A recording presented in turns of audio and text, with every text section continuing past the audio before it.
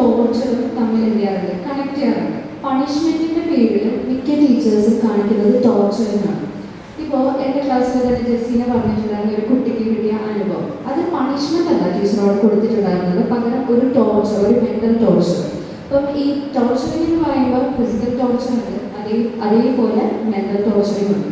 അപ്പം നിങ്ങൾ ഓരോരുത്തരും നിങ്ങളുടെ കുട്ടികൾക്ക് പണിഷ്മെന്റ് കൊടുക്കില്ല എനിക്ക് കൊടുക്കരുത് എന്ന് ഞാൻ പറയുന്നില്ല, പക്ഷേ ഫിസിക്കൽ പണിഷ്മെന്റിനോട് എനിക്ക് തീരെ യോജിപ്പില്ലാത്തൊരു വ്യക്തിയാണ്. നിങ്ങൾക്ക് പല രീതിയിലുള്ള പണിഷ്മെന്റ് കൊടുക്കാം. ഫോർ എക്സാമ്പിൾ, ഞാൻ എൻ്റെ സ്റ്റുഡൻറ്റ് പാർട്സ് ഓഫ് സ്പീച്ച് പഠിപ്പിച്ചുകൊണ്ടിരിക്കുകയായിരുന്നു. And he did answer ചെയ്തിട്ടുണ്ടായിരുന്നില്ല.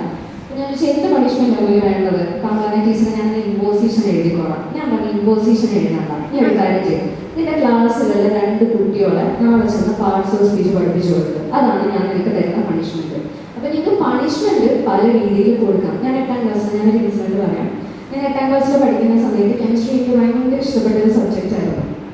അങ്ങനെ കെമിസ്ട്രി നല്ല രീതിയിൽ വൃത്തിക്ക് പഠിച്ച്, അപ്പോൾ എൻ്റെ അടുത്തിരിക്കുന്ന മിസ് പറഞ്ഞ ടെക്സ്റ്റ് ബുക്ക് എല്ലാവരും ക്ലോസ് ചെയ്യും, ഞാൻ ചോദ്യം ചോദിക്കാൻ പോകാമെന്ന് പറഞ്ഞിട്ട് മിസ് ചോദ്യം ചോദിക്കാൻ തുടങ്ങി ഒരു സൈഡിൽ നിന്ന്.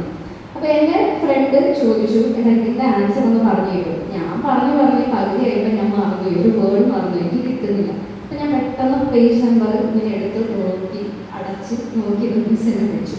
മിസ് പറഞ്ഞപ്പോഴും വരാൻ പറഞ്ഞു, നിങ്ങളുടെ ഈ നടുക്കത്തെ ഇത് പകുതിയില്ല, ഇവിടെ വന്ന് മുട്ടുകുത്തി ഇങ്ങനെ നിൽക്കാൻ പറഞ്ഞു. അപ്പോൾ ഞാൻ ഇങ്ങനെ പണിഷ്മെന്റ് ഞാൻ ആദ്യമായിട്ടാണ്, നമുക്ക് കാര്യം മിക്സഡ് സ്കൂള്. അങ്ങനെ ഞാൻ വേണോ മിസ് എന്ന് പറഞ്ഞിട്ട് മിസ് പറഞ്ഞ ചാരില്ല വന്ന് നിന്നോളാൻ പറഞ്ഞ. അങ്ങനെ ഞാൻ ആ പീരീഡ് ബെല്ലടിക്കുന്ന വരെ ഞാൻ മുട്ടുകുത്തി ഇങ്ങനെ നിന്നു, സീരിയസ് ആയിട്ട്. പക്ഷെ ഞാൻ ഒരു കാര്യം പറയാം, എൻ്റെ മെന്റൽ സ്ട്രെങ്ത് കുറച്ചുകൂടി എനിക്ക് എന്ത് ചെയ്യാൻ പറ്റി, കുറച്ചുകൂടി ഒരു മെന്റൽ സ്ട്രെങ്ത്. പക്ഷെ എല്ലാ കുട്ടികൾക്കും അങ്ങനെ ആവണമെന്നില്ല. നമ്മുടെ ഇടയിൽ പല കൈൻഡ് ഓഫ് കുട്ടികളുണ്ട്. അപ്പോൾ നിങ്ങൾ പണിഷ്മെന്റ് കൊടുക്കുമ്പോഴും ആ കുട്ടികളുടെ മെന്റൽ കേപ്പബിലിറ്റി അല്ലെങ്കിൽ എത്രത്തോളം അത് വിറ്റ്സ്റ്റാൻഡ് ചെയ്യാം. നിങ്ങൾ നാളെ ടീച്ചേഴ്സായിട്ട് പോകുമ്പോഴും, ഇപ്പം നിങ്ങൾ സ്റ്റുഡൻ്റായിട്ട് നിൽക്കുക, നാളെ ടീച്ചേഴ്സായിട്ട് വർക്ക് ചെയ്യുമ്പോഴും നിങ്ങളൊരു വാക്ക് പറയുമ്പോൾ നിങ്ങളുടെ ഉള്ളിൽ ഒരു ചിന്ത വരും, അയ്യോ ആ കുട്ടിക്ക് അത് എഫക്റ്റ് ചെയ്തിട്ടുണ്ടാവോ, ആ കുട്ടി എന്തെങ്കിലും ചെയ്താലോ. കൊല്ലത്ത് നിന്ന് തന്നെയാണ് ഒരു ഇൻസിഡൻറ്റ് കൂടെ ഞാൻ പറയാം.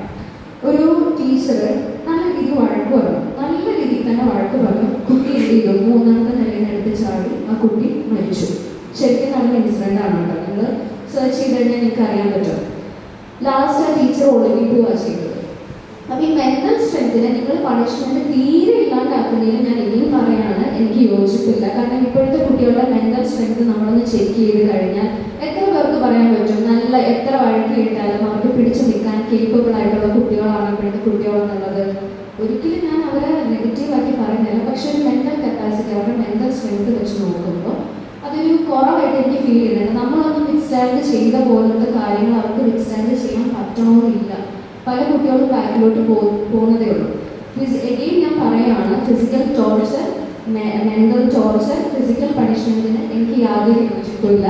പക്ഷേ നിങ്ങൾക്ക് ക്രിയേറ്റീവ് ആയിട്ടുള്ള അവർക്ക് എഫക്റ്റീവ് ആവുന്ന പണിഷ്മെന്റ്സ് നിങ്ങൾക്ക് കൊടുക്കാം. അത് നിങ്ങളാണ്